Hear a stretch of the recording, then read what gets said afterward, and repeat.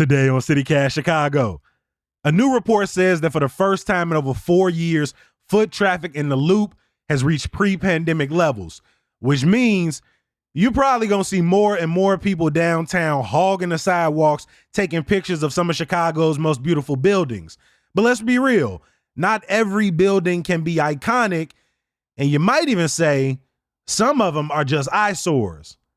Well, we talk with one of our favorite tour guides to learn why it's still worth checking out some of Chicago's ugliest buildings. It's Thursday, April 25th. I'm Jacoby Cochran, and this is What Chicago's Talking About.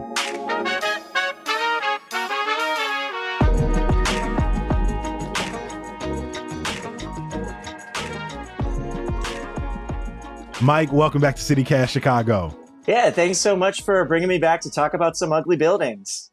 I mean, obviously, as I just said, Chicago is well known for its great architecture, and you have tours that highlight that and a lot of other aspects of Chicago. But why did you come up with and design an ugly building tour? I mean, Chicago's the architectural capital of the United States. I've done tours for almost 2 decades talking about what's beautiful and amazing about Chicago.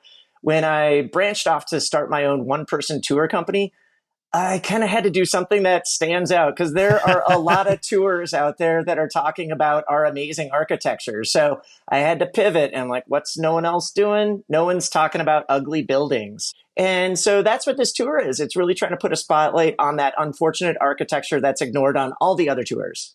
Now, obviously, ugly is a word that just grabs people's attention. But if we were talking about a person, a baby, a dog, somebody might look at us and be like, hey, man, that's a little mean. Why you being rude like that? Beauty is in the eye of the beholder.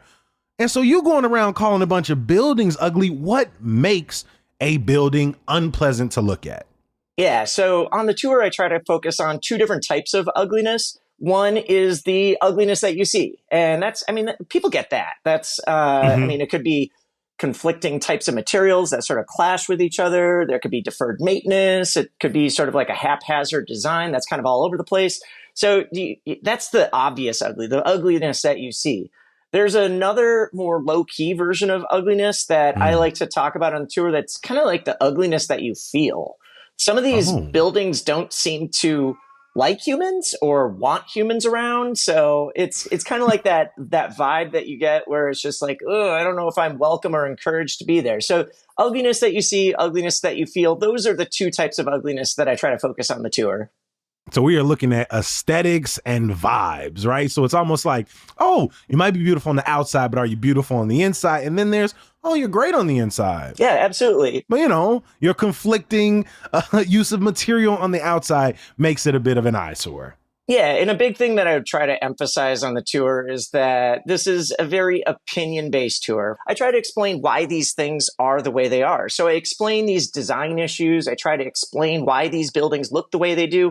And then I'll sort of poke and roast at them a bit and try to say why I think they're ugly. But then I turn it over to everyone on the tour and say, hey, do you agree with me or disagree with me? And I encourage people to disagree with me. I'm not saying that I have the answer. I'm just saying that this is my perspective. And just because something's an ugly building, it doesn't mean it's a bad building. There's buildings on the tour that I'm like, yeah, I can see the ugliness in that, but I still love them. I also love how much you allow people to bring in their own subjectivity. For example, one of the buildings I think is one of the most beautiful buildings in Chicago, the Carbon and Carbide building. If people are not familiar, the Pendry is there. And when you step back and look at it, it looks like a gaudy bottle of champagne with a gold top.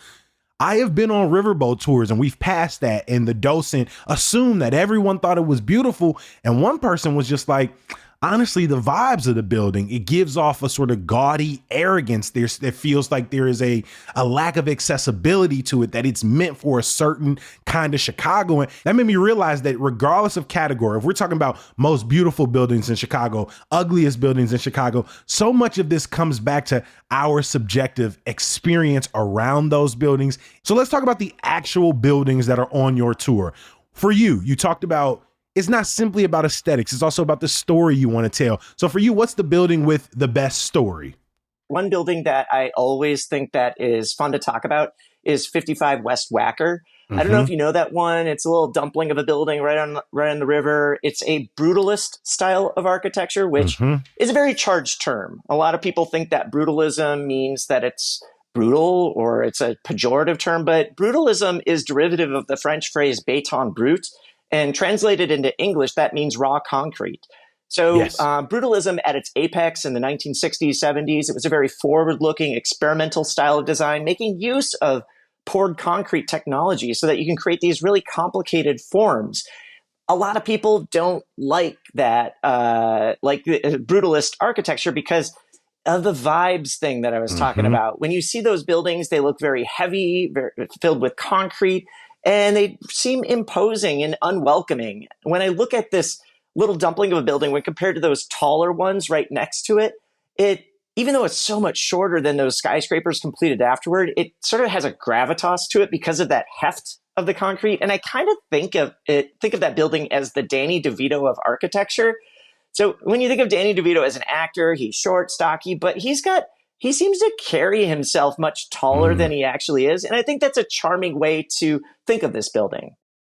It's interesting because when I look at a picture of it, it kind of in some ways reminds me of UIC's University Hall over in Little Italy off of 600 South Morgan Street. And again, another building sort of built in the brutalist style, very concrete. When you step back, it kind of looks like the setting for I want to say sort of horror action movie. It makes me think of like The Platform or something, as if everyone inside of that building is sort of trapped in and kind of looking out. I mean, architecture it shapes how we engage in the environment around us. It shapes how we work, how we Mm-hmm. play, and it really, the space that you're in, it influences your mood and how you want to engage with the world. It's interesting that you brought up UIC's campus, because that's the largest concentration of brutalist architecture we have in Chicago. And it's extra funny that you sort of mention you get horror vibes. I don't know if you saw if you've seen it somewhat recently, the original Candyman. Mm-hmm. Oh yeah, it was filmed right on UIC's campus, so it has strong horror vibes. But back then they had, I don't know if you remember this, but they had this bifurcated level where a lower level of concrete and upper level where they had a concrete plaza to try to connect the campus. And oh my God, that is so sterile and cold and uninviting. But they've since got rid of that, and they've added things that people like green space. People like Right. plants, people like trees and grass and stuff. So they got rid of that, but it's fun being able to see that original Candyman and being able to see how much uglier UIC's campus was in its original inception.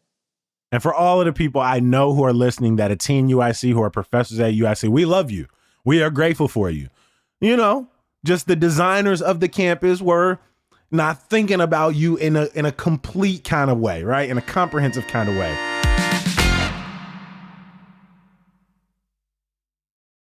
Which building's ugliness for you is maybe up for the most debate, is the most divisive on your tour, where you're like, for me, this is one of them, and people go, whoa, whoa, whoa, Mike, calm down. What do you mean? We love that building. Which one is that for you? One of the spicier buildings I include on there is the Harry Carey's in River North. I don't know if you know that one. It's also the oldest building that I feature on the tour. It's an 1895 former warehouse company that's been converted into Harry Carey's restaurant. And it's done in a Renaissance revival style of architecture, which is known for its proportion and symmetry and use of ornament. And this particular one is done in a Dutch Renaissance revival, which is known for these steps going up the top and back down. That's the Dutch gable.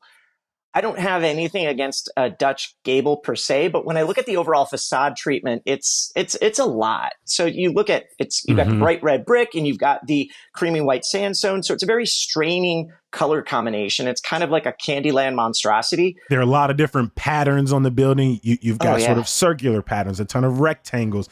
It looks, just like you said, the sort of cream color patterns is doing a lot. It's very extra, a lot of ornamentation. Yeah, there's so much on it. It's kind of a more is more approach to ugliness. Looks like a gingerbread house in some ways. Yeah, well, and the thing is that when this tour first came out, I mean, it generated a lot of opinions, and some people who maybe saw me in front of that building, they would see like articles online, and I would look at the comment section. I know I'm not supposed to look at the comment section, but I did anyway. And they say, "Oh, why does this guy hate Dutch architecture? Why does this guy hate the Dutch?" And I'm like, I don't, but if you go out there to see Dutch architecture where it is, this is not it. This is like an Epcot Center version of it. It's a caricature of Dutch architecture. So, but whatever. It's opinion based, and I invite the discussion. Now, I kind of want to ask a similar question to you. What is a building that you think has been labeled as ugly, but you're like, I would never put that on the tour? I think that building is either I'm neutral towards it or it's gorgeous, in fact. So what's the one that you're a little more divisive about? At the start of all of my tours, before I even present my content, I ask everyone, hey, what's an ugly building that comes to mind for you? And easily the three most popular ones that I get are the Thompson Center. That's the state of Illinois building that's going through a huge transformation. And after it's like skin gutted, I don't know if that's still going to be considered ugly. It might change people's opinions. So the Thompson Center is one. Currently going through its Googleification. Yeah. Harold Washington Library Center is another one. I will fight somebody for that one. What? The Harold Washington Library? Yeah. Nah, come on.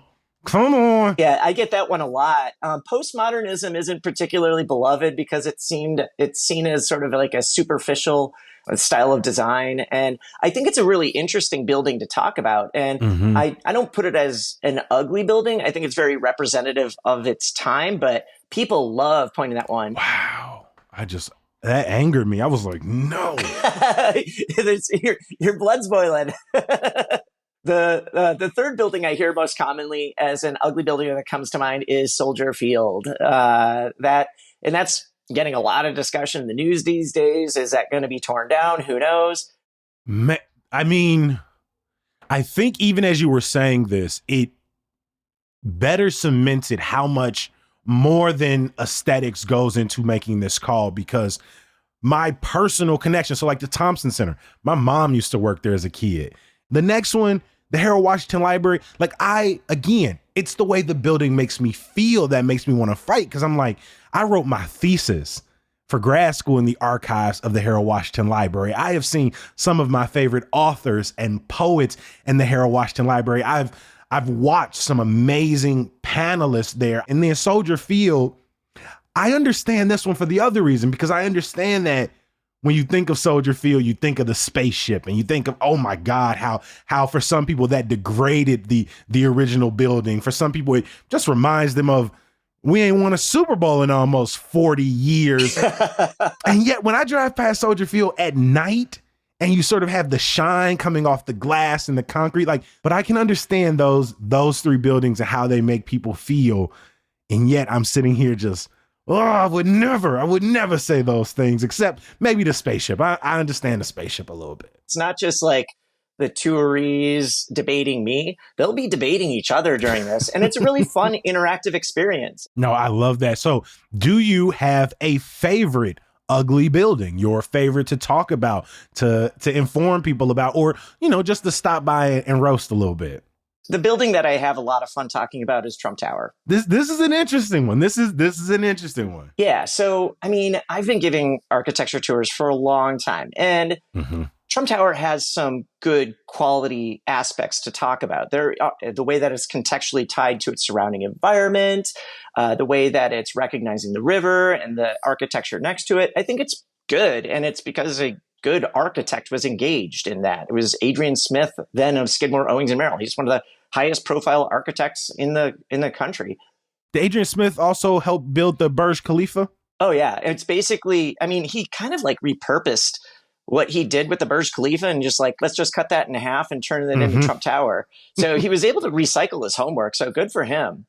So there are good design aspects. But the thing is that I think it's so dishonest for all of these tours just to kind of like ignore the ugliness that can be associated with it. So it's really liberating for me to be able to talk about it. And it goes beyond just the signage. There's also ugliness at the base of the building, ugliness at the top. There's so many stories to talk about with the ugliness in that design. So it's really liberating to kind of address the elephant in the room when it feels like with every other tour in Chicago, you kind of have to just like ignore it and be kind of apolitical. Whereas I make it transparent upfront and say, this is not what this tour is. If you're not cool with me poking at the namesake for Trump Tower, then this probably isn't the tour for you. Mm-hmm. I mean, it's currently sitting in a court right now facing criminal charges. So when you're talking about something like Trump Tower, because the namesake on the building is currently relevant in the news, how do you sort of make those considerations when you're thinking about a building whose namesake might be a historical figure that maybe isn't relevant, but also has a seedy past, or the things that were housed or done at that building may have a seedy past? I think that ugliness is evolving, that it's not necessarily just a static concept that it was done, it's ugly, it'll always be ugly. I don't think it's like that. I think that things can evolve and change, and something with recognizing the people involved that can be associated with the ugliness. I'd say that there's probably not another building in Chicago that's associated with a person that has that kind of negative energy associated with it, because Trump is the most polarizing figure in the United States right now, probably. So that generates all these visceral vibes to it. But there's other aspects that change on how you look at a building as the context evolves. So an example of that is, I talk on the ugly buildings, I talk about the Marina City development, and it's the 2 corncob towers, but also the 3 smaller buildings around it. At the time when that was developed, that area that's now River North was then known as the North Loop, and it was basically the slum of Chicago, because you had all the factories and warehouses, they all vacated. So it was just a lousy area. And the overall vibe that you have with Marina City is that it's kind of like a gated community vibe. Yeah, like they sold it to you. It's like, you could do everything here. Don't think about the area outside. Inside of this building, we're going to give you everything you need to sort of live in this neighborhood. Yeah, and so it's very much catering to the people who live in the towers. But if you don't live there, it's not an inviting property. And there's so many examples of how it's not inviting. But River North today is one of the nicest neighborhoods in Chicago, and it just hasn't kept up with that transformation. So I think that Marina City, I get why it looked like that, why it did back then, but it hasn't evolved, and it still has this standoffish, uninviting vibe that you get to it when you have the Riverwalk and you have plazas and you have restaurants and entertainment surrounding it. So I think it's gotten uglier over time because it hasn't matched the energy for the surrounding neighborhood. It also give off a trypophobia vibe for some people, that you look at it and you're just like, oh my God, there's too many holes, too many windows, too much is going on. But that's an interesting one, because that's a building that, regardless of how you look at it aesthetically, and I appreciate how much extra context you've given, it's become one of Chicago's most iconic buildings. When you're looking at movies and TV shows, a black and white picture or slow moving video of Marina City, them corner on the cob buildings, is, I mean, the framing, it is just beautiful to look at. I mean, across the South and West sides, where often when people are talking about the most beautiful places in Chicago, they ignore some of the things we have, whether it's the West Side's original Sears Tower, whether it's the Pullman National Monument down in Roseland, the South Shore Cultural Center. And yet, in so many of these communities, there are beautiful buildings materially, the terracotta, right? The old school 3 flats, the sort of hollowed out business corridors. But it is that last point. It is the vacant lots next to them. It's the boarded up windows and doors. It is their circumstance that make them ugly, but the buildings themselves are so full of life and potential and history. What place do those buildings, where the ugliness is not necessarily just sort of an aesthetic or a vibe, but it's more about a disinvestment? Oh, yeah. I mean, deferred maintenance and disinvestment, that is a huge popular cause for making a building that was once beautiful and turning it into something ugly. And a lot of those areas that you've been talking about, you've got that systematic disinvestment for generations in that area. And it's just heart wrenching, especially when When you look at these like vacant lots, and then if you do a little bit of research and you see what used to be there, and you see pictures of that, and you're like, whoa. Old streetcar routes, you see old theaters, old complexes, and then some still sit. I think of like the Avalon Regal Theater. Oh yeah. A beautiful building inside and out. And if you look in the history books and look 30, 40, 50 years before, these neighborhoods had so much more life and so many more aesthetically pleasing buildings, and have been left to, in some ways, sort of take on the moniker of ugly, but not by anything that they have done in the neighborhood. Yeah, whenever I've done tours in Bronzeville, I mean, it's really easy to talk about this topic. When I'm going down State Street, going down 35th Street, going down 47th Street, and I talk about the stroll back in the 1910s, 1920s, 1930s, when this was like the entertainment district in Chicago, where you had all these pioneering blues musicians and jazz musicians, and just how it was so vibrant and filled with life.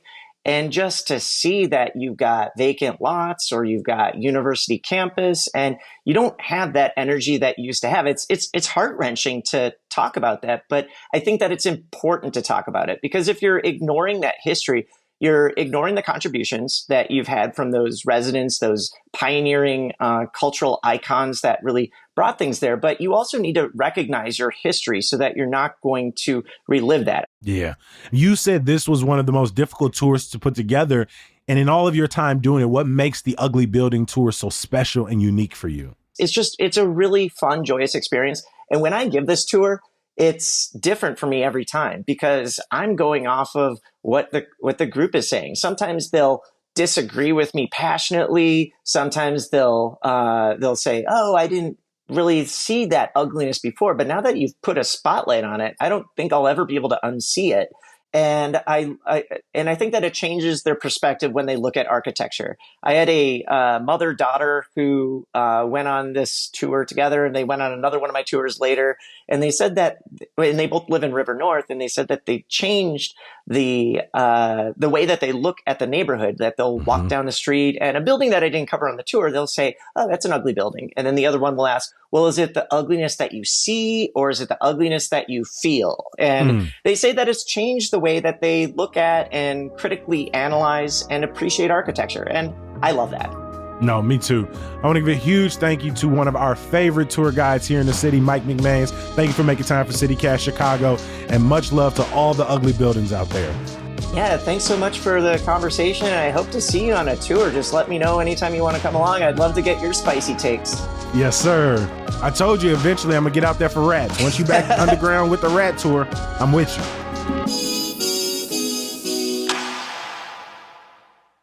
Before I let you go, a quick reminder, the CityCast Chicago ecosystem does not start and stop with the podcast. To get more news, events, and our neighborhood guides, head over to our website, chicago.citycast.fm. And while you're there, make sure you subscribe to our daily newsletter, Hey Chicago. Now, something you can only get on the podcast, some good news.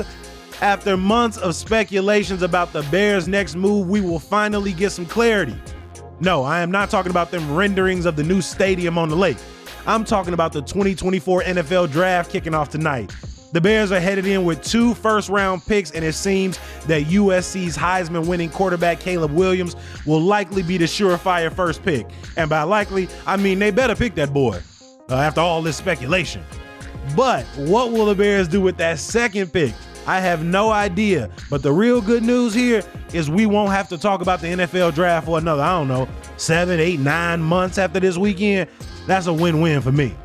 As always, we appreciate you for listening. We're going to be back bright and early tomorrow. Hopefully you'll join us. Peace.